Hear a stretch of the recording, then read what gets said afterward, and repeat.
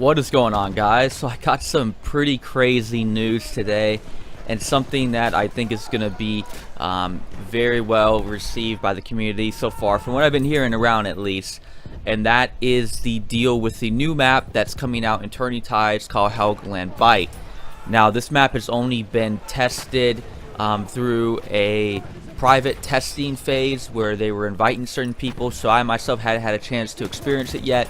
But from what I've seen from some of the other people that were able to test it and put it on YouTube, it seemed kind of a lack on the actual naval gameplay. It wasn't anything of a big jump from what we've already been experiencing on Cape Helles. So, you know, I felt a little bit underwhelmed by their approach towards this, and a lot of other people have expressed that exact same opinion. And so the devs came out and replied to some of this on a Reddit post and made it clear that we are going to get Dreadnought versus Dreadnought gameplay on Helgoland Bight. They would go on to say the vision for Helgoland Bight is focused on highlighting the combat between sea, air, and land. For the Battlefield 1 Turning Tides map pack, we wanted to create a map that will allow players to really take advantage of the L-class destroyer and the airship along the way, and because of the community ask, we've been able to add Dreadnought versus Dreadnought combat to escalate the naval warfare. So this is absolutely insane. Something we had kind of had speculation of before on some things that DICE had kind of posted on some of their pages about Turning Tides, about there possibly being a Dreadnought versus Dreadnought. We hadn't seen it yet, but it was definitely something the community was wanting, and DICE has heard us on this, so we're going to be getting this on Helgoland Bight, Dreadnought versus Dreadnought. He would go on to say, yes, Dreadnought versus Dreadnought is happening. Dreadnought spawn for each side and can shell cap points over the two islands of the Helgoland Bight. The boat combat is intensified, as the side that loses its Dreadnought first is at a big disadvantage. Though, because it's Conquest Assault, the attackers will get a second Dreadnought if they lose their first and are falling too far behind the score. So as you heard right there, you're going to be able to have at the very start a Dreadnought versus Dreadnought, but it seems like if you lose your Dreadnought, you're not going to have another one available. And if the enemy team or the attacking team falls a little bit far behind, and if they lose their Dreadnought, they'll be able to get another Dreadnought, as that's kind of the play with the Behemoth play. So not really quite sure if the attacking team, if they fall too far behind and they already have their Dreadnought, if they're going to get another Dreadnought. We'll find these things out in when the community testing environment pops up with Helgoland Bight on it. So that's a definitely interesting question. And there's, of course, going to be, you know, a lot of different kind of balancing questions that have been going on with this whole Helgoland Bight. So that we'll end up finding out more when we get a chance to test out on the CTE. However, though, from the sound of it on the paper, it sounds pretty promising and definitely fun and exciting. They actually go on to say that they added one more destroyer per team. So that means that there can be 4 active destroyers on the battlefield at the same time. So that's 2 for each team on the battlefield at the exact same time. So that's definitely insane with the Dreadnoughts and with the airships. They said they added an airship for each side. So there's one airship that should be going around on the map at any time, I guess. And they said that they added that all the flags can be captured by the airship and by the destroyers. So I'm not sure if they can do that for the Dreadnoughts as well too, but I did think that was a pretty big deal to put the capture points available for the boats and for the airships to get. If you're going to make it lean at least a little bit more onto having you know, boats involved, or at least they want to make it part boats, part infantry, part air gameplay. You want your boats to be able to cap the actual territory, so that's very big, and it's I'm just kind of overall just really excited what they're doing here. Now, they did say they reduced the planes from 6 to 5, and each team will have 2 planes at their home quarters spawn.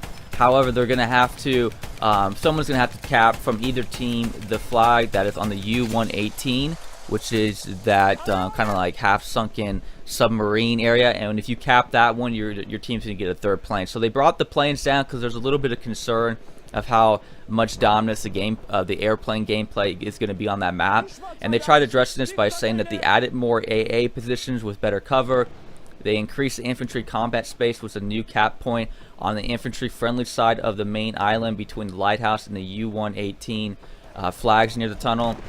Added 6 new sturdy pillboxes along the edges of the main island to provide more cover from the planes.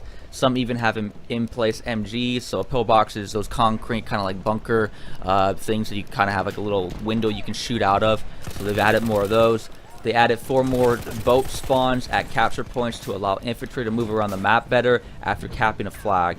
They would go on to say that with the added flag on the main island, sturdy cover and AA positions, controlling the north end of Helgoland with infantry is viable and can lead your side to victory. So they definitely try to up it up a little bit for the infantry. I mean, that's still not to mention the elite classes that I saw on there, that we have the Infiltrator, you have the Tank Hunter class, which all of these vehicles that are on the map. I think it's going to be a big elite class on this map. And even seeing things with the infantry elite class, what I've been noticing lately in regards to how the actual flare gun, if it's shot accurately and well enough, you can actually do some damage on probably these ships as well too, if they're kind of not moving and staying put.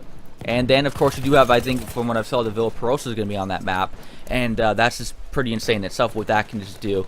If there's so many people playing on the actual vehicles, and everyone's so focused on vehicle versus vehicle battle, you could take that elite class and you're going to destroy any other elite class with the Villa Perosa. So I mean, this map is up there and probably one of the most insane maps from what I'm reading, and definitely exciting. Again, we'll see how the balancing works out of it, but even if, like, it just seems so what I've always kind of wanted in a map, just kind of have as much as you can and kind of see who comes out on top.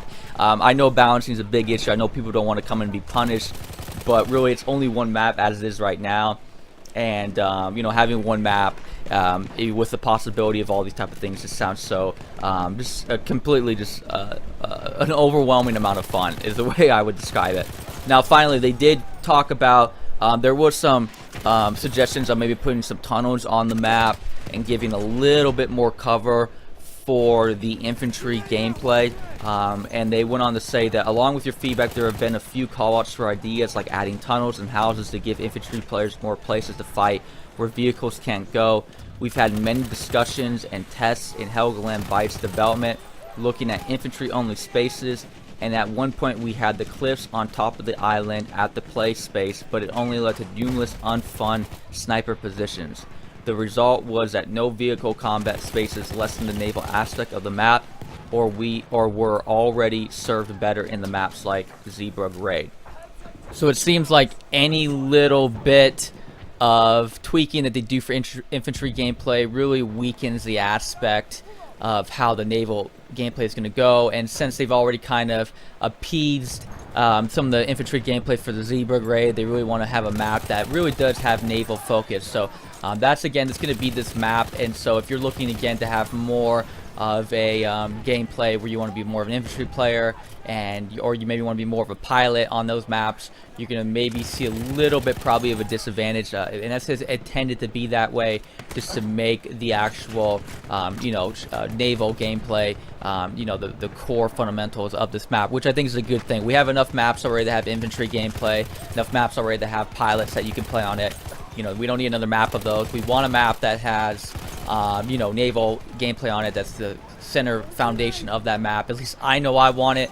So yeah, that's definitely the approach that they're taking, and it's good to see DICE doing this. Now, they did post yesterday on the Battlefield Reddit CTE page that there was a CTE build coming this week. They didn't exactly say when or what it was going to be, but I would be a bit surprised if it's not Helgoland Byte, considering there's still needs to probably get some good solid testing and telemetry and some good feedback for the developers on this map, considering what is going on with it.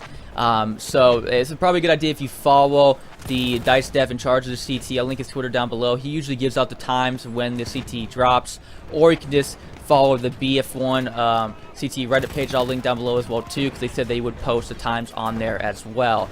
If you haven't had a chance to download the CT already, I'll link my video on how to do that in the annotations. Usually they've been going at it in waves of opening it up for people to download it, so if you haven't had a chance before, you might have a chance now, so you might want to go check that. If that's not open for you, still go check the dev's Twitter page, because usually he gives out times when they kind of open up the CT for new downloads. But that's it for you guys today, though. I don't know about you, but I'm really hyped. I appreciate you guys being here. I am living, and I'll catch you guys again later. Peace.